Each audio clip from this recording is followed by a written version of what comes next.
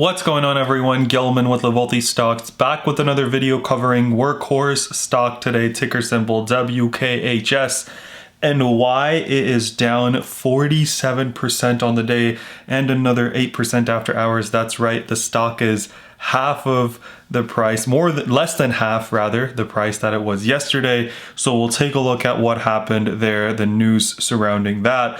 We'll talk about future levels of support and resistance for the stock and what this tragic news that came out today means for the company moving forward. So real quick, if you enjoy videos like this, don't forget to hit that like button down below, subscribe to my channel if you are new, and comment down below what your thoughts on Workhorse are, whether you're bullish or you think it's done for, and I'd love to chat with you guys down there. So let me hit record and we will get right into it. So like I said today, right, we are down $14.88 on the day, which is about 47%. And then we are also down another $1.37 in the after hours, which is about 8.29%. So what happened that caused the stock, which was, it was down a little on the day, recovering as other stocks were, and then just jumped off a cliff here.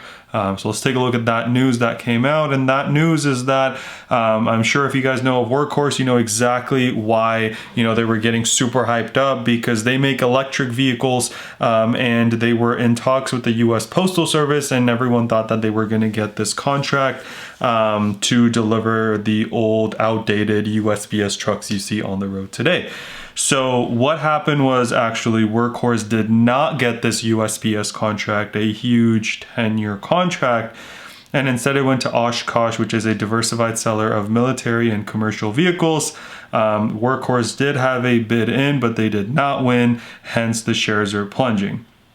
It's for 165,000 vehicles over the coming years. So Workhorse, as a result, dropped 47%. Oshkosh was only up 6.1%, which makes sense because Oshkosh is actually a much larger company, and Workhorse, whereas was relying on a lot of this to jumpstart their company, Oshkosh is already doing a whole bunch of other things. So while this is a great news for them, it's not as significant. So that's why it added a few $100 million to Oshkosh's market cap, but took away $1 billion from Workhorse. Right, so that's something that we, as I said, they have more revenue. Their market cap is $7.5 billion. So Workhorse has been on a tear, right? It went all the way up to $40 from being back in 15 just a few months ago. But they did not have significant sales in 2020, right? And they were trying to break into the growing market for electric commercial vehicles. This USPS news is a major setback. This was the only all-electric offering. The Oshkosh deal is going to be both a gas and electric fleet, with the ability for the gas one, I believe, to go to electric or more efficient gas as technology progresses.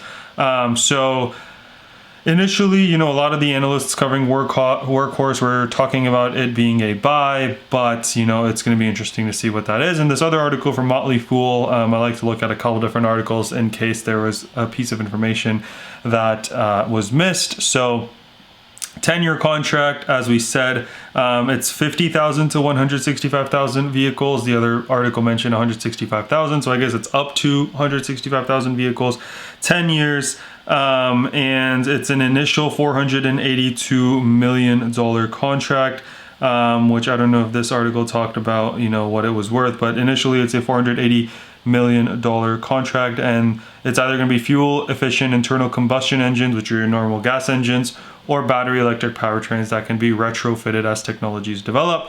The contract is expected to be worth upwards of $6 billion. Like I said, 480 million of that would be right now. The rest would be kind of, later down the line.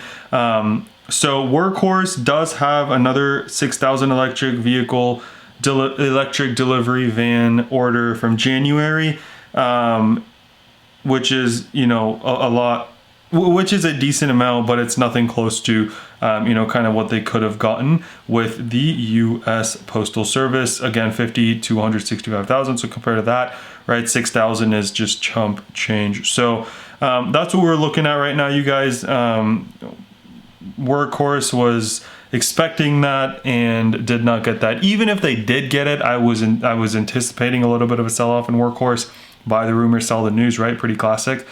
But not only did we not get that, we also really lost a lot of momentum there. We are now back where we were pretty much, in June and July of 2020. We were also here back in October of 2020, but we did give up a lot of gains. So let's talk about future levels of support, future levels of resistance.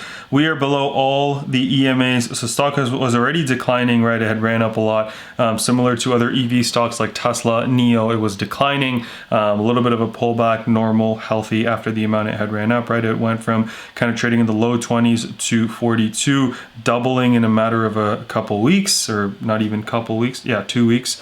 And then started selling off. So it was already kind of approaching the 34 EMA level of support. With the market weakness today was going towards the 55 and 89, but now it is way below the 89 EMA. The 89 EMA comes in at $26.22. And then if I also take a look at the normal moving averages, right, what we'll see is, broke below it was already below the 50 pretty much, but broke below the 200-day moving average as well today. That is at $19.15. So what do we have coming up from levels of support and levels of resistance? So actually, I had to go back a decent bit to this period here, as well as this trading range here. If we zoom in, and again, I did this on the hourly chart. It's a lot of zooming, so I'm not going to do it here for us, but we've got a level coming up in the 1690s. Let me get rid of the lines here so it's just easier to see. We got a level here in the 1697, pretty much that $17 mark. We've got another level coming up at $15.12. And the reason I say coming up is because although we close at 1647, we are at 1501 in the after hours. And then we've got another level coming in at $14.29 as a level of support. So let's talk about future levels of support, future levels of resistance. If we open up flat from where we are in the after hours right now, first level of support would be the $14.29. Second level of support would be the $12.60, which is pretty close to the low of today. Based on previous, again, support levels, if we go back all the way to July of last year, we see a lot of bounces happening at the $14 mark. And then we also see a lot of bounces happening on the $15 mark as well. So again, two levels of support here, $14.29 and $12.60, $12.50, $12.60. And then if we start to push up, the first level that I'm watching is the $15.16, as we just saw previously from the June and July timeframe. And then I'm watching for a push towards the $17 mark. I think after 17, the next push would be to 20, but it really needs to clear, two levels for us here, which is the $15.16. $15.16 that is, and then the $17 mark, which, I mean, we got a little bit of a run room, right? That's going to be an 8 or 9% push tomorrow. So and then after 17 would be 20. What I'm personally doing, I don't currently have a position in Workhorse. I did place some puts and calls on kind of the runs here and there. I am looking to build a position. I still think that this company has great potential, right? It had 6,000 vans that it's delivering from the order back in January, as well as other potential orders that they're going to get. Yes, this is a massive setback, but I do think the company, I think it's going to recover. What I'm doing for the time being, though, is I'm waiting for it to find a little bit of solid footing. Clearly, if we take a look, right, the dip was bought, it went all the way down to 1250, recovered a little bit, but still is up 48%, 47% in the after hours, another 8% or 48% during the day and 8% in the after hours. So that puts it as over a 50%, 55% almost down for the day. So again, waiting for it to gather some solid footing, and once I get a better idea of where it's actually finding support and where it's actually finding resistance, I'm going to start picking up some shares, or maybe some calls as I see it riding up intraday. Calls would only be intraday for now. Buy and sell same day, and then shares to build a longer term position, because I do think, again, it has the potential to run to 20s here relatively soon, but I want to make sure that I know what it's doing. Now that could be tomorrow if I get a good idea of it holding a level of support. I could start that tomorrow, or if I see it declining tomorrow, then I will wait a little bit for it to settle down, and then I'll start building that position. So that's all I had for you guys today. Again, crazy news for Workhorse, but that's what happens when a lot of their businesses is being kind of focused so much on one contract that it could take it either way. But I do think that it had been pulling back a lot, and was due for a little bit of sell the news. So wasn't expecting this, but you know, we'll see how it goes from here. So that's all I had for you guys today. If you guys enjoyed, don't forget to drop that like, subscribe to my channel, comment down below what your thoughts on Workhorse are, and I'd love to chat with you guys down there. Let's remember to be a bit better every single day, and until next time.